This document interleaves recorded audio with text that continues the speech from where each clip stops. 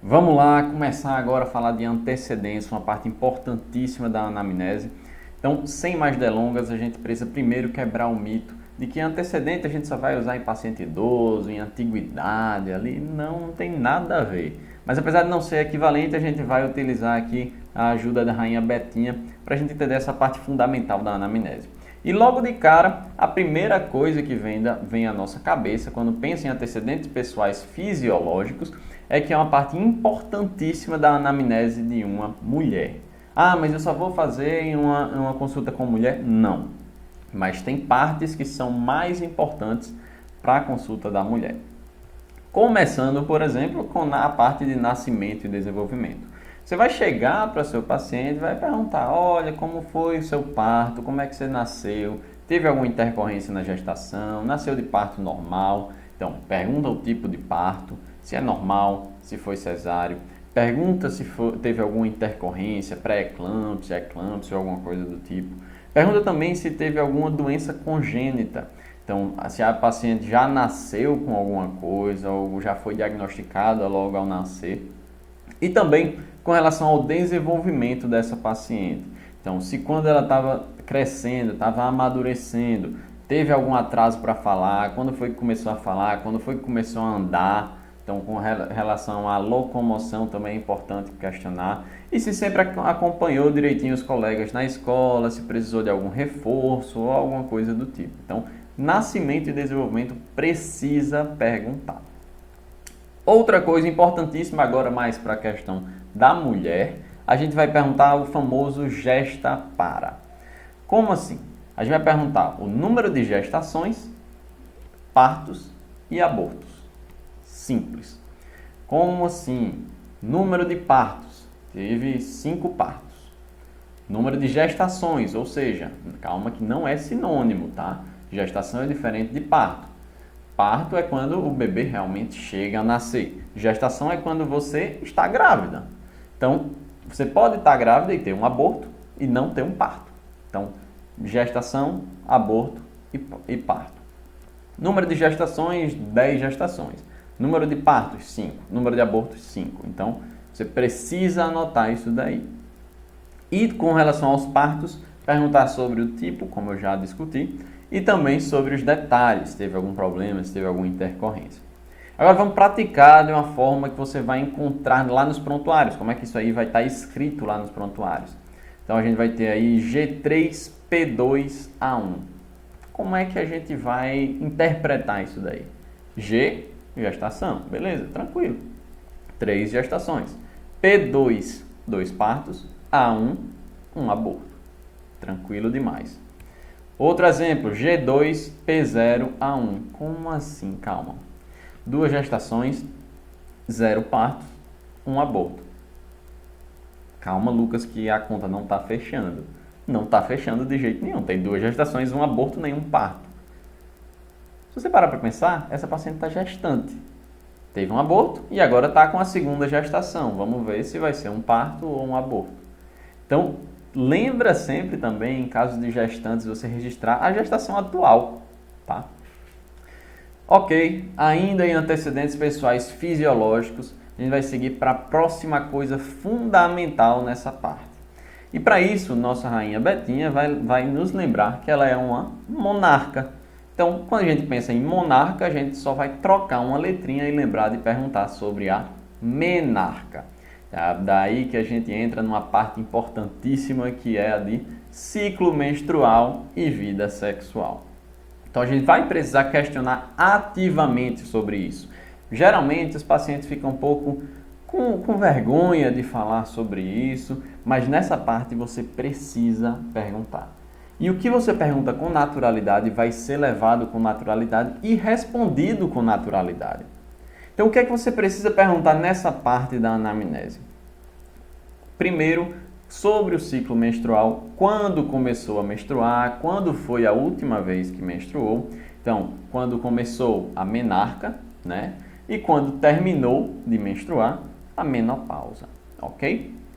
Também questionar acerca da sexarca, ou seja, quando foi a primeira relação sexual, e é nessa parte que muita gente peca, porque acaba ficando com vergonha, então Pergunta com naturalidade. Se você levar com naturalidade, sua paciente vai levar com naturalidade. E também, importantíssimo aqui, muita gente não pergunta e acaba deixando passar muitos diagnósticos. Então, perguntar sobre parceiros, perguntar sobre o uso de preservativos, tem parceiro sexual fixo, tem vida sexual ativa, ou sei lá, só usar a fé para proteger aí, para evitar alguma gestação. Então, importantíssimo aí para a gente descartar algum possível risco de IST. Ok. Finalizando agora antecedentes fisiológicos, agora começando a próxima etapa dos antecedentes pessoais, agora patológicos.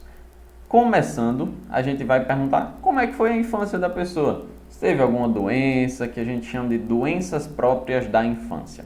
As doenças próprias da infância, provavelmente você já teve alguma delas, mas são aquelas famosas, catapora, que a gente vai acabar falando em termos mais comuns para o paciente entender. Mas a catapora, que é a varicela, né? Cachumba, rubéola, né? A gente vai questionar sobre essas doenças que são mais típicas da infância. Além disso, também questionar sobre possíveis doenças congênitas que a paciente pode ter desenvolvido ao nascer. Ainda na parte de antecedentes pessoais patológicos, a gente vai questionar sobre doenças crônicas, doenças que o paciente pode ter naquele momento. Então, algum diabetes, alguma hipertensão, ou uma dislipidemia, um colesterol muito elevado, ou alguma doença infecciosa que tem hepatite, ou tem o HIV. São coisas que a gente precisa entender para a construção daquele personagem que é o nosso paciente. E concluindo aqui a parte de antecedentes patológicos, essa é uma parte tranquila que a gente consegue fazer só com uma perna. Tá? Então a gente só precisa de uma perna, a gente vai lembrar do nosso amigo SACI. Por quê? S-A-C-I. S a gente vai lembrar de sangue. Pergunta se o paciente já recebeu alguma vez, já precisou receber alguma transfusão sanguínea. Ou A, continuando, o SACI. Pergunta se tem alergia a alguma coisa, a algum alimento ou principalmente medicamento.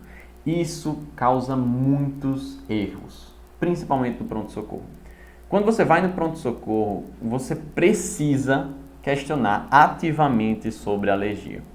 Antes de qualquer conduta que você for tomar, você precisa perguntar se o paciente tem alergia a alguma coisa, se já teve alguma reação, porque isso pode levar, inclusive, o paciente a óbito, tá? Então, muito cuidado com essa coisa. Continuando, cirurgias e acidentes. Então, SACI está quase completo. Agora, cirurgias e acidentes. Perguntar se já passou por algum trauma, se já fez alguma cirurgia e anota tudo no prontuário. Tudo que o paciente referir, você vai anotar no prontuário. E finalizando, nosso amigo SACI aqui, o I de internações.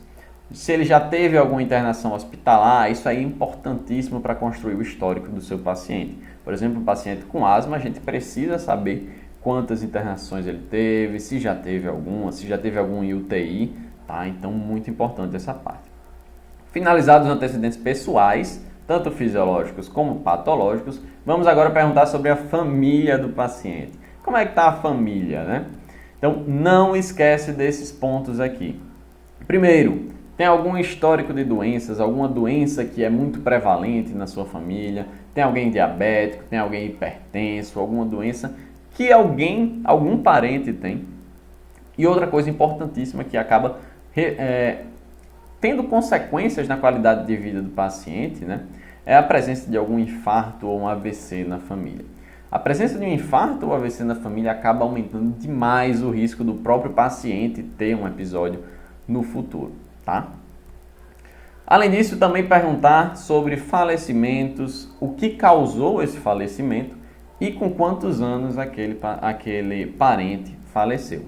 Só que focando principalmente em parentes de primeiro grau, tá? E se você não sabe quem são parentes de primeiro grau, simplesmente pai, mãe, filhos e irmãos, ok?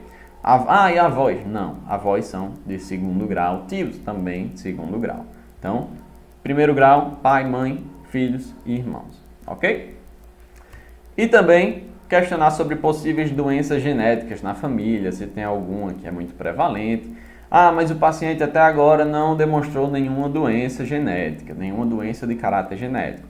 Certo, mas algumas doenças têm um caráter, uma herança multifatorial. Ou seja, dependem tanto de fatores genéticos como de fatores ambientais. Pode estar ali no código genético do seu paciente, mas com o tempo, quando ele se expor a um certo cenário ambiental, quando algum fator ambiental contribuir ali para aquela doença surgir, ela vai surgir. Então é importante a gente investigar a presença dessas doenças genéticas na família. Beleza, antecedentes, super tranquilo, mas importantíssimo, não esquece de conferir o roteiro da gente na anamnese e dessa aula não pode esquecer de algumas coisas. Lembra da Betinha para lembrar dos antecedentes pessoais fisiológicos, tá? E dos antecedentes pessoais patológicos, lembra lá do nosso amigo Saci. Beleza? Até a próxima aula.